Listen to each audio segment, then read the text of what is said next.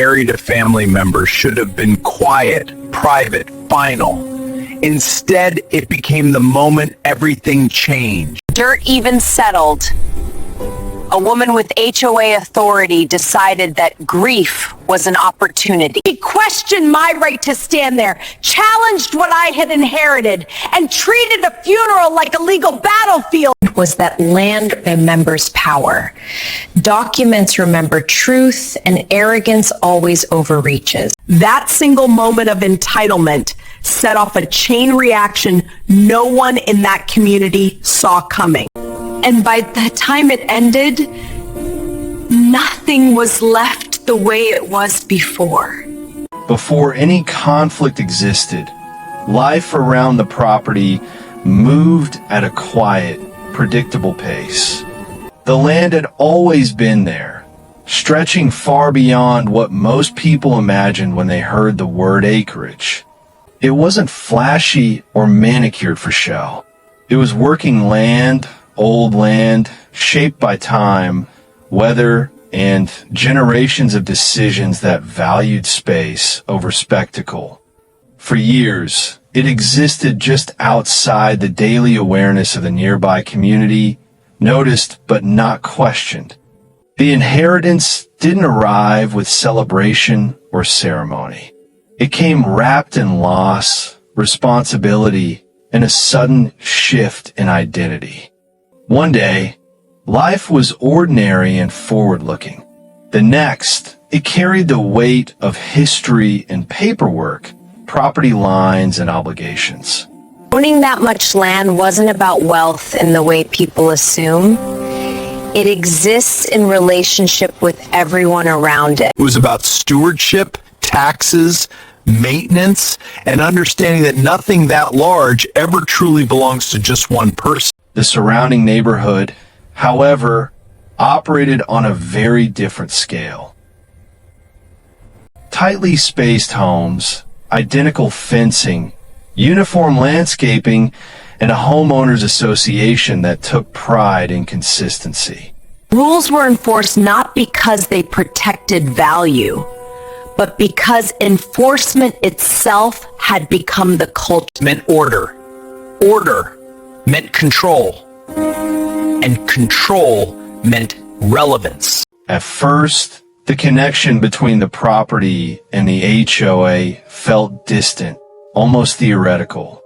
The land sat near the edge of their mapped authority, close enough to be visible, far enough to feel untouchable.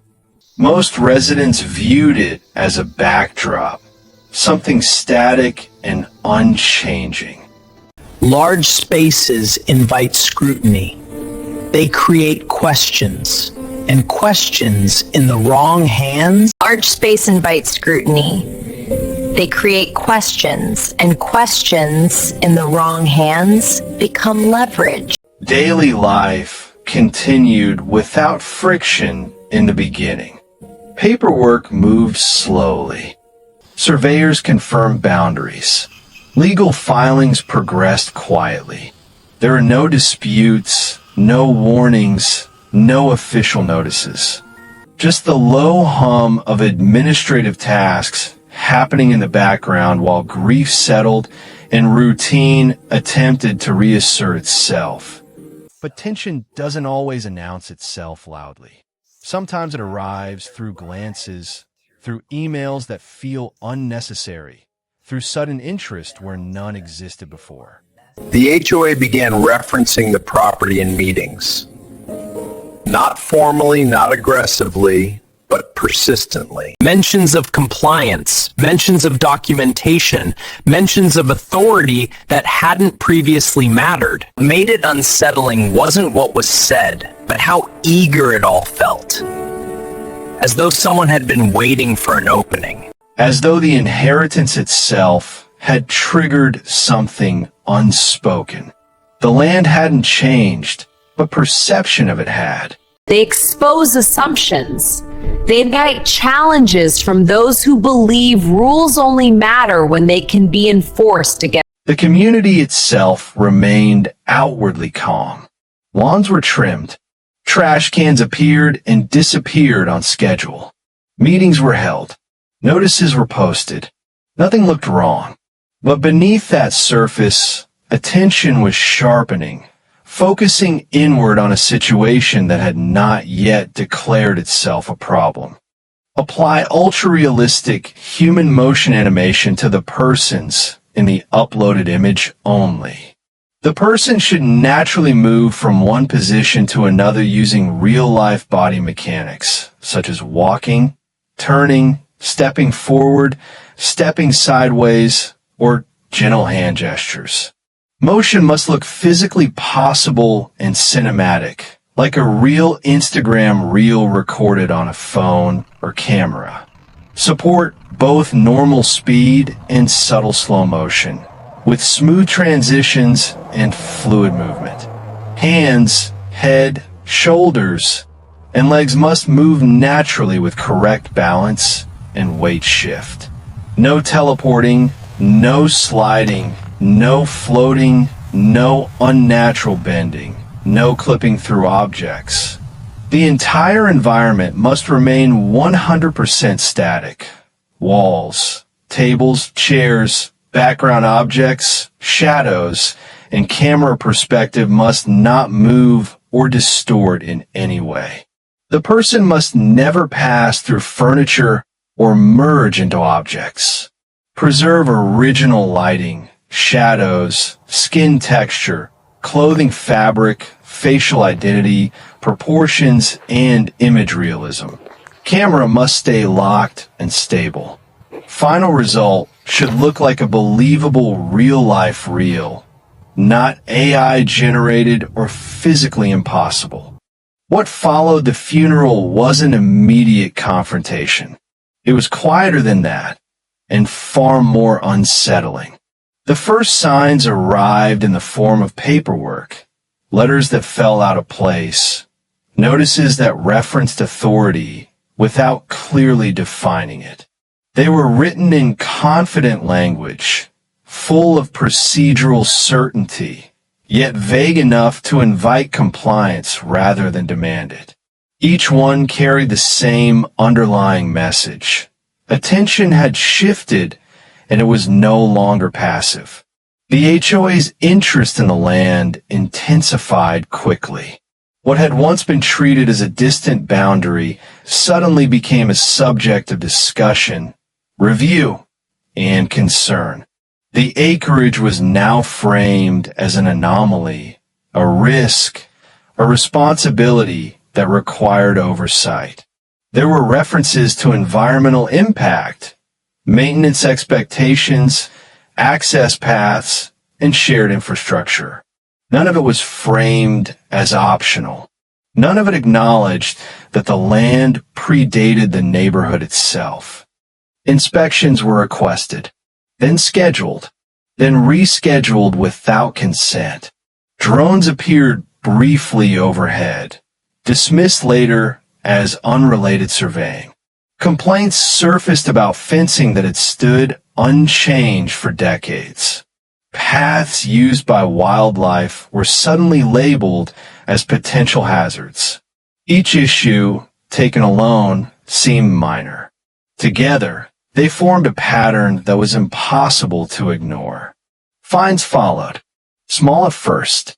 Administrative fees for non-compliance with standards that had never been applied to the property before. The amounts weren't designed to bankrupt.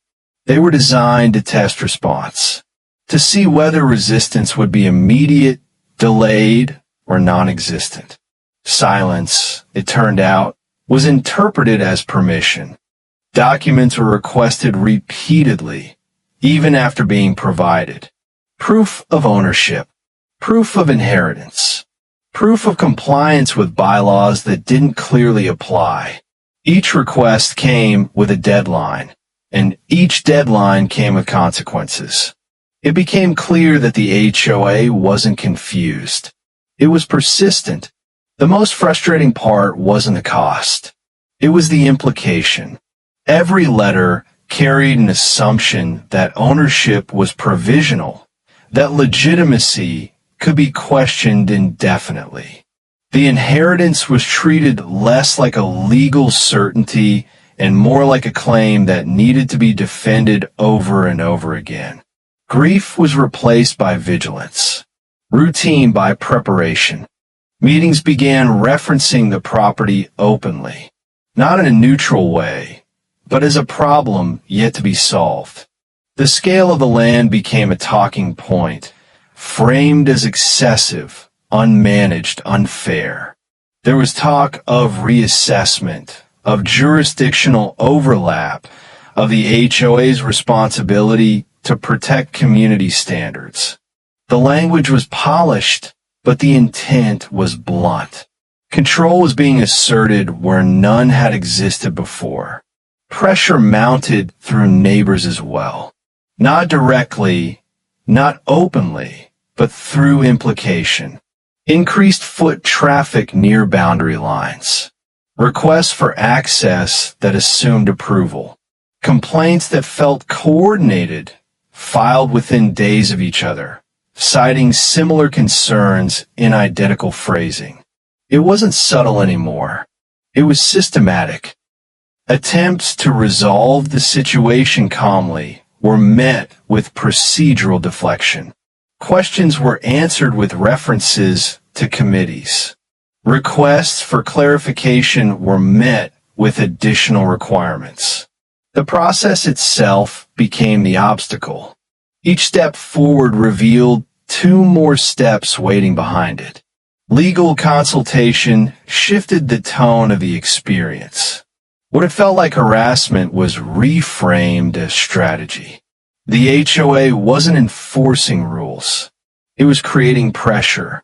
The goal wasn't compliance. It was leverage. Large properties represent opportunity to organizations that thrive on authority. If control could be established, even partially, it could be expanded. The most alarming development came when the HOA attempted to assert temporary oversight pending verification. It was presented as a precaution, a reasonable interim measure. In reality, it was an attempt to insert itself into ownership without consent. Maintenance notices were issued. Restrictions were suggested. The implication was unmistakable. Act now or be acted upon. Deadlines became shorter. Penalties became steeper. Language became firmer. What had once been framed as cooperation was now framed as obligation. The land was no longer discussed as inherited property, but as a responsibility the HOA felt entitled to manage. What made the situation surreal was how openly it unfolded. This wasn't a hidden maneuver. It was conducted through official channels, documented in writing, repeated in meetings. The confidence behind it suggested precedent, or at least belief in inevitability. Someone within the HOA believed the outcome was already decided. The pressure reached a breaking point when a formal notice questioned the validity of the inheritance itself. Not subtly, not indirectly. It suggested that documentation had been insufficient, that authority remained unclear, that further review,